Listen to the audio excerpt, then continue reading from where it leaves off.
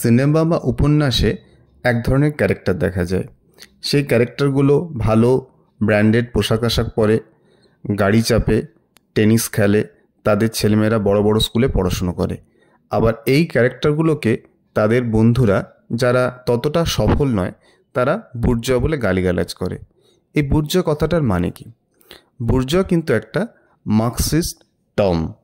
Bourgeois বলতে capitalist ruling ক্লাসকে বোঝায়, যাদের হাতে হয় জমি আছে, না হয় কোনো শিল্প বা ফ্যাক্টরির মালিকানা আছে, তাদের হাতে অনেক টাকা আছে এবং ক্ষমতা আছে।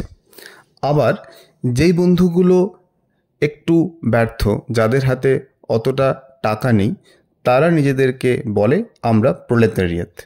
এই প্রোলেতারিয়েত কথাটাও কিন্তু একটা মার্কসিস্ট টার্ম। এর মানে হচ্ছে ওয়ার্কিং ক্লাস, মানে যারা ম্যানুয়াল লেবার করে, রোজ পরিশ্রম করে টাকা ইনকাম করে, যারা ক্যাজুয়াল লেবার দেয়, সেই সমস্ত মানুষকে প্রোলেতারিয়েত বলা হয়। মার্কসিজম কিন্তু এই বুর্জোয়াজি আর প্রোলেতারিয়েতদের যুদ্ধ নিয়ে গড়ে উঠেছে।